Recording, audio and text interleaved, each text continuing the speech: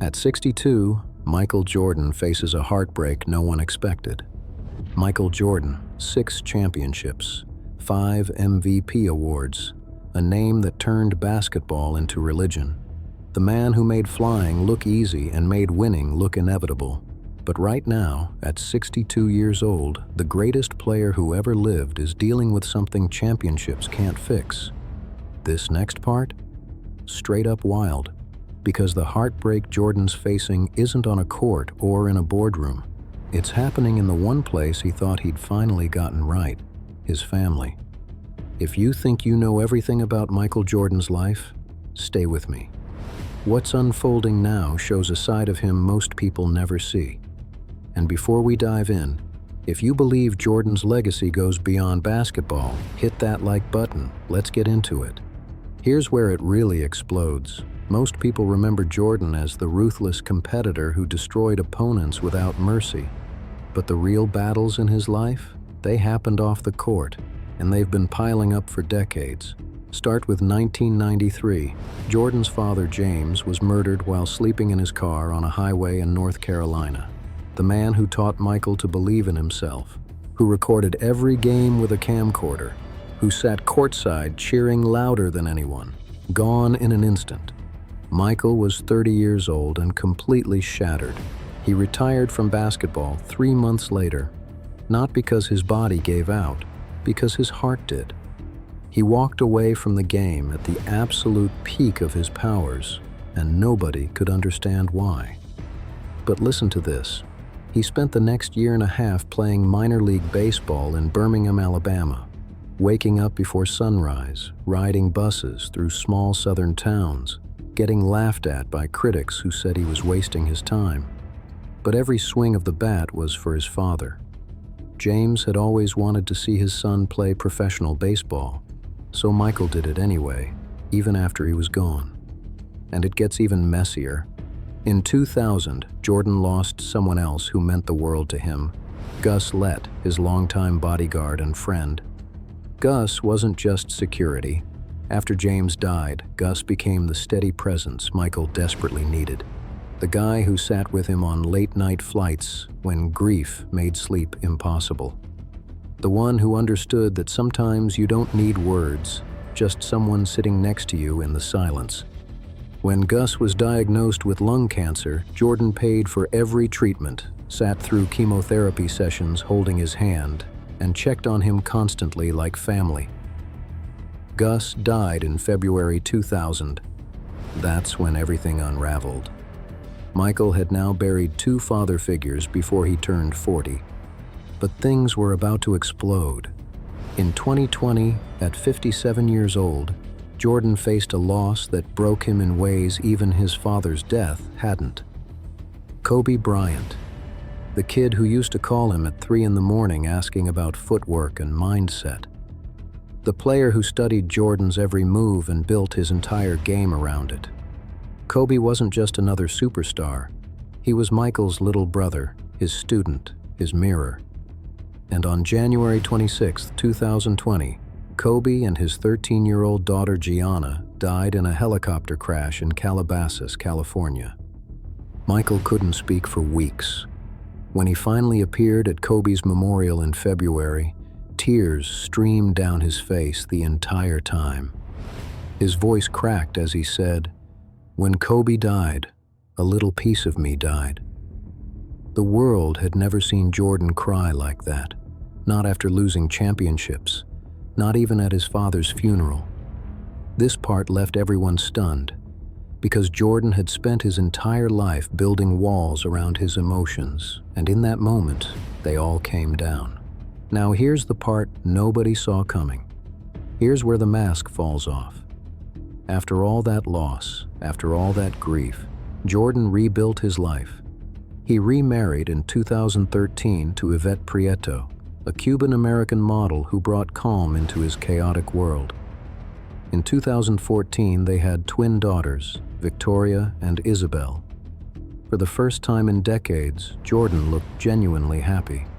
He slowed down, spent more time at home, started showing up for school events and birthday parties instead of just business meetings.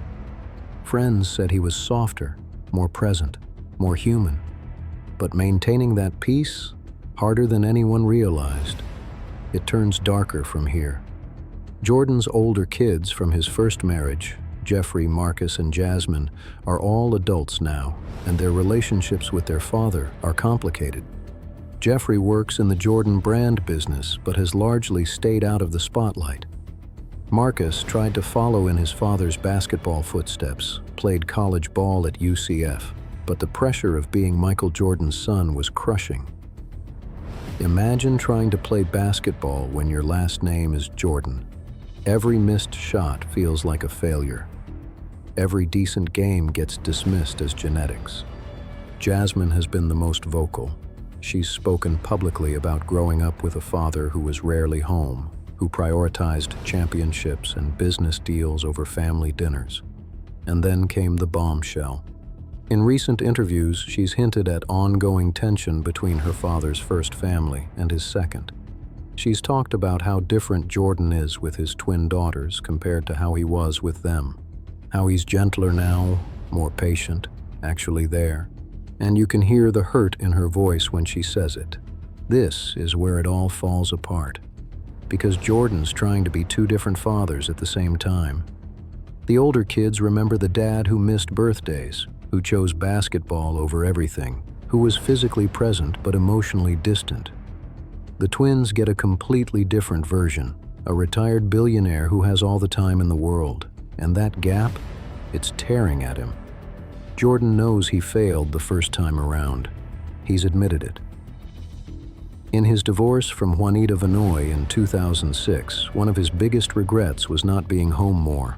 But knowing you failed and fixing it are two different things. Here's where the truth hits hard. Jordan's relationship with Yvette, his second wife, isn't the fairy tale people assume it is either. Sources close to the family say the age difference, she's 17 years younger, creates its own challenges. She's raising young children while Jordan, now 62, is dealing with the physical reality of getting older. His knees ache, his back hurts, he moves slower than he used to. And the restless energy that once drove him to dominate basketball, it doesn't just disappear, it turns inward. Friends say Jordan can be difficult at home. The same intensity that made him a champion makes him demanding as a husband and father. He has specific ways he wants things done, routines that can't be broken. Standards that sometimes feel impossible to meet, and it gets worse. Yvette has had to learn to live beside a man the world still chases. Paparazzi follow them everywhere. Business obligations pull him away constantly. And even when he's physically home, his mind is often somewhere else, on the next deal, the next investment, the next legacy move. Now, here's where it gets insane. Jordan's business empire is worth $3.5 billion. The Jordan brand alone generates over $5 billion annually.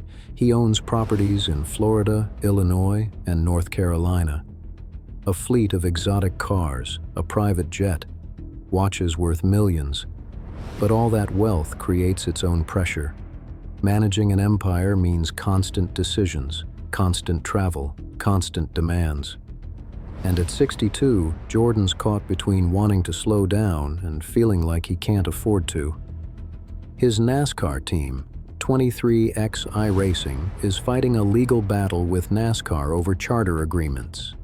His Hornets ownership tenure was controversial. He sold the team in 2023, but the legacy he left was mixed at best. His philanthropic efforts are massive, but they also require attention and oversight. This next twist, game-changing. Because Jordan's realizing that the skills that made him great at basketball, obsession, ruthlessness, never being satisfied, don't translate to being a good husband or father. But this next part, straight up wild.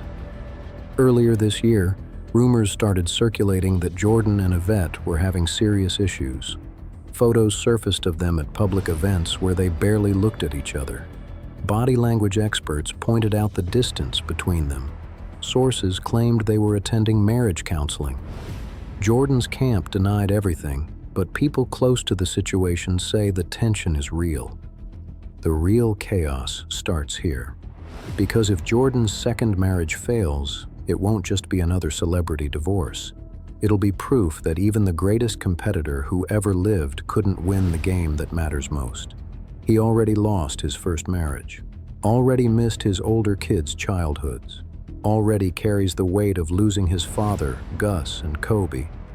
If he loses this family too, that's a legacy no amount of championships can repair. And here's what makes it even more painful. Brace yourself for this one. Jordan's twin daughters are only 10 years old. They're at the age where they need their father most. School projects, sports games, just having him there at dinner. And Jordan knows this is his last chance. He can't get another do-over. He can't retire and come back again. This is it. But the man who once played through the flu and scored 38 points is now fighting a battle he can't control with discipline and willpower. It spirals from here. His older kids want more from him: acknowledgement, apology, maybe just understanding. His younger kids need him present, not just physically, but emotionally. His wife needs a partner, not another project to manage. And Jordan? He's stuck in the middle, trying to be everything to everyone while dealing with the reality that he's running out of time. At 62, mortality isn't abstract anymore. It's real. It's in his aching joints, his slower reflexes, his increasing doctor visits. And then, total chaos. Because the heartbreak Jordan's facing now isn't something he can train his way out of. It's not an opponent he can study film on. It's the accumulation of decades of choices, losses, and wounds that never fully healed. It's the price of being great at one thing while sacrificing everything else. And the cruel irony? The world still sees him as invincible. Michael Jordan, the billionaire, the icon, the man who never loses. But the truth? He's losing right now. Not on a scoreboard, but in the quiet moments at home when his daughters ask why he's always busy. When his older kids text and he doesn't respond for days. When his wife goes to bed and he's still up working, unable to let go of the need to control everything. That's when the tables turned. Because the same drive that made him a legend is now the thing keeping him from having what he actually wants. A family that feels whole. Here's where it gets messier. Jordan can't admit weakness. His entire identity is built on never backing down, never showing vulnerability, never letting anyone see him break. But family doesn't work that way. You can't dominate your way into love. You can't win respect through fear. And you definitely can't be present when you're always planning 3 moves ahead. So what happens now? That's the question everyone's asking. Can Jordan figure out how to be the father and husband his family needs? Can he let go of control long enough to actually connect? Can a man who spent 40 years being the best player on earth learn to be just a regular dad and husband? Or is the damage already done? This is where the mask finally cracks. Because Jordan's facing something scarier than any opponent he's ever played. He's facing the possibility that he might lose the people who matter most. Not because of betrayal or tragedy, but because he never learned how to stop being Michael Jordan long enough to just be Mike. The guy who makes mistakes, who says sorry, who admits he doesn't have all the answers. And the saddest part? He knows it. Friends say he talks about it late at night when the house is quiet. About how he wishes he could go back and do things differently with his older kids. About how terrified he is of repeating those mistakes with his younger daughters. About how strange it feels to have everything the world says matters. Money, fame, legacy. And still feel like something's missing. The truth is brutal. At 62, Michael Jordan is learning what a lot of men learn too late. That the scoreboard that actually matters isn't the one in an arena. It's the one at home. And right now, he's losing. Not by a lot. Not in a way that makes headlines. But in the small daily ways that eventually add up to regret. A missed recital. A phone call that goes to voicemail. A conversation that never happens because he's too tired, too busy, too caught up in being the legend everyone expects. So if you made it this far, here's the real question. Can the greatest competitor who ever lived learn to lose gracefully? Can he accept that some things can't be won, only lived through? Can he stop chasing perfection long enough to appreciate what's right in front of him? Drop your thoughts in the comments. Do you think Jordan can fix his family relationships? Or is it too late? And if this story made you see him differently, hit that subscribe button. We're diving deep into the lives of legends, the wins, the losses, and everything in between. Because the truth is always more complicated than the highlight reel. Thanks for watching.